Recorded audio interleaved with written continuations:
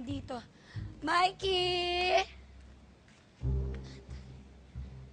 Mikey!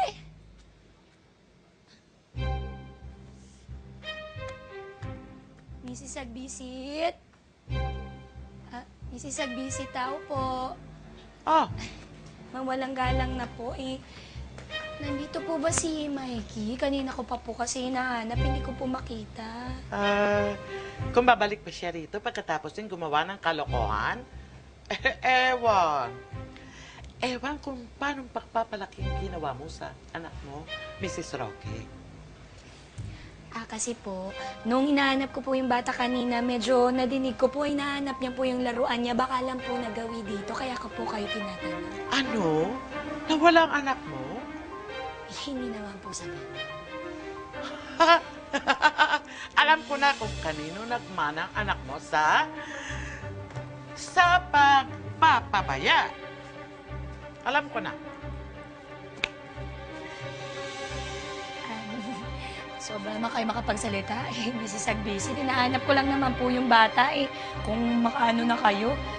Ano bang napakahirap maging nanay? Ang dami-dami ko kayang inaasikaso. Pero naintindihan kita. Alam ko ang pakiramdam ng nawala ng mahal mo. Kung ano man bagay o tao. Hindi ka nagsosolo sa karanasan. Ha? Pero tulad ng sinabi ko, kapag hindi binigyan ng halaga, mas madaling mawala. Ha?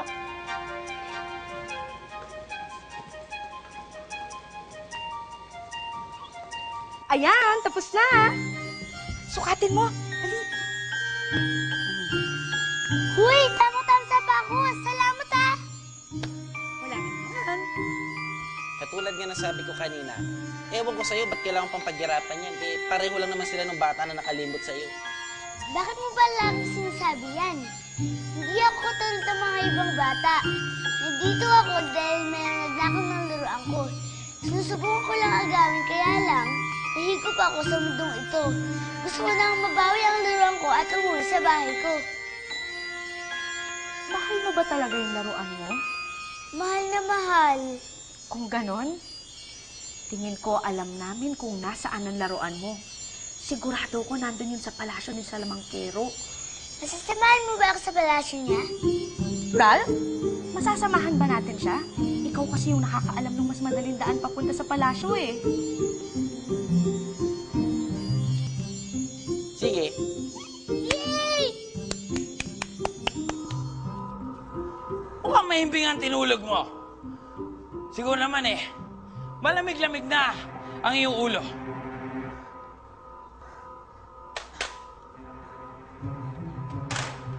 Bakit ba kinuha? Kapitan. Hindi kita kinuha. Iniligtas kita. Niligtas? Saan? Ang tanong hindi saan. Ang tanong kung kanino. Dito sa batang may ayaw na sa'yo. Hindi mo alam ang sinasabi mo. Magkaibigan kami ni Mikey. Kaibigan? Kaibigan? Meron ba kaibigan na inuhulog na lang sa sahig? Hindi!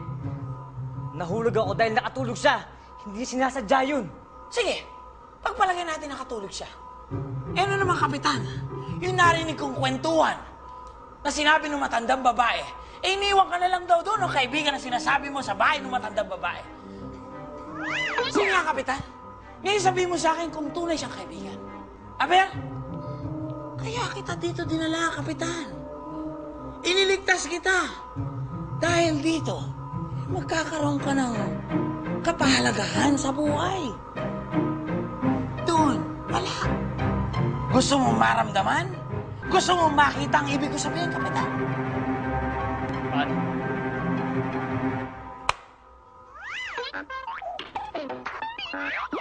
Sige, pumesto ka. Pumesto ka dito. Kunin mo yung baril. Good! Ngayon, ikaw ang kanang kamay ko. Salamangkero. Oh, Kaliwa. kaliwa. Sorry. Kanan ka, kabila. Yan! Kita mo, bagay ka. Dito walang maghuhulog sa'yo sa sahig. Hindi kayo bibigay sa matandang babae. Sa akin ka, bata. Good job.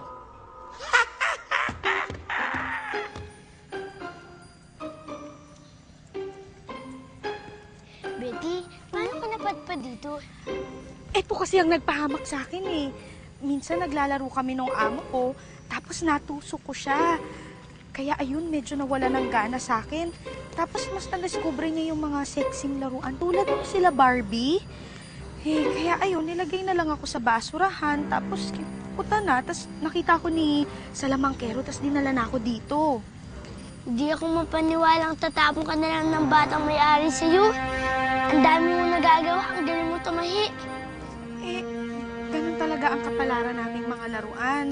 Iniiwan ka na lang, kinakalimutan. Hindi totoo yan, kaibigan ko si Kapitang Kalawakan. Talaga? Kahit na tumanda ka na, kahit na marami ka na pinagkakabalahan, di mo pa rin siya makakalimutan? Nalagay ko siya sa ibabaw ng kama ko, o sa desk ko, o sa shelf ko. Basta, kung saan nakikita at may baba para kausapin, hindi ko siya makakalimutan. O siya, tumahimik ka na. Dito na tayo sa kastilyo ni Salamangkero. Shh!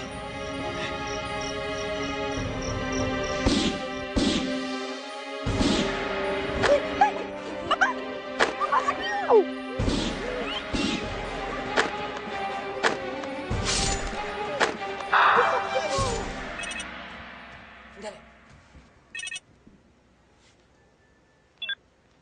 Oh. Si Toy Soldier 3. May kalaban daw.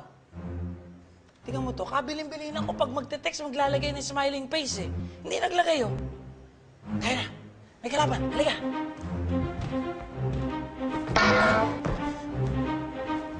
Wala ko makita. Yung ko lang.